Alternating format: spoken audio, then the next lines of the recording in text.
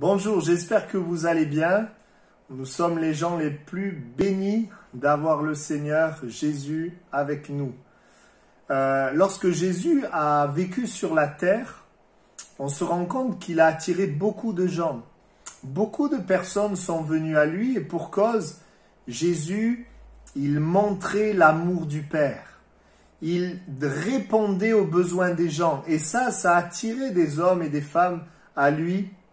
Il a guéri, il a délivré ceux qui étaient tourmentés, il a guéri ceux qui étaient malades, il a pourvu également, il a parlé du royaume de Dieu et beaucoup de monde est venu à lui. Mais ce qu'on remarque, c'est que lorsque Jésus a été crucifié, eh bien, il n'y avait pas beaucoup de monde pour l'aimer, pas beaucoup de monde qui était là pour lui. On peut se poser la question, où étaient ceux qui avaient été guéris? Où étaient ceux qui avaient été délivrés? Ceux qui avaient mangé le pain de la multiplication? Ceux qui avaient entendu les paroles du royaume? Où étaient-ils? Il y avait peu de personnes qui étaient là. On pense à Marie, Jean qui étaient là, qui aimaient Jésus. Et dans ce moment, même les disciples, parce que Jésus avait quelques personnes qui l'aimaient, ses disciples n'étaient pas là non plus parce que, pris par la peur, ils ont abandonné Jésus. Et aujourd'hui, encore, Jésus agit. Jésus montre l'amour de Dieu en répondant aux prières, en accomplissant des miracles, en agissant dans nos vies. Et peut-être que Dieu l'a fait pour toi.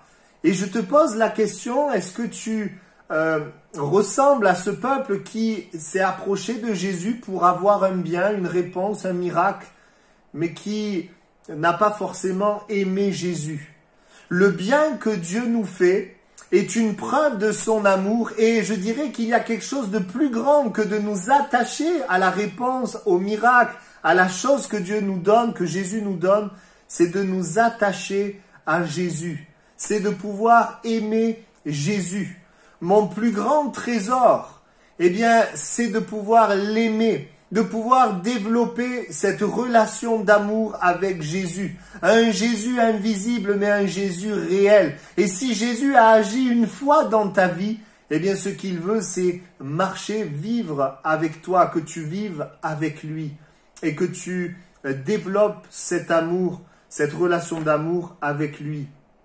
Il avait, c'est vrai, quelques disciples qu'il aimait.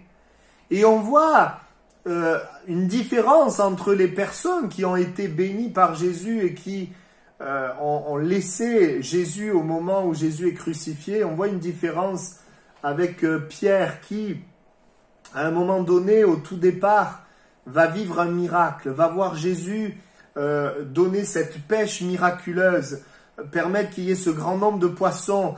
Pierre aurait pu s'attacher à tous ces poissons, s'empresser d'aller les vendre pour gagner de l'argent ou chercher un nouveau miracle. Mais ce que Pierre va faire, eh bien, c'est qu'il va s'attacher à Jésus. Il va suivre Jésus. Il va laisser toute sa pêche, toutes ces choses pour aimer Jésus.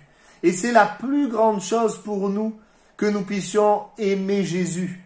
Dans ces temps de la fin, eh bien, Dieu désire être notre Père et que nous soyons des enfants de Dieu, des fils de Dieu et que nous puissions nous réjouir et vivre avec Jésus. Alors, je t'invite à ne pas t'arrêter au bien que Jésus te donne, mais au-delà de cela, voir son amour et de pouvoir le suivre et l'aimer en retour. Alors, tu découvriras une vie extraordinaire, une vie merveilleuse. Il n'y a rien de mieux, de meilleur que d'être aimé de Jésus et de pouvoir l'aimer. Que Dieu vous bénisse.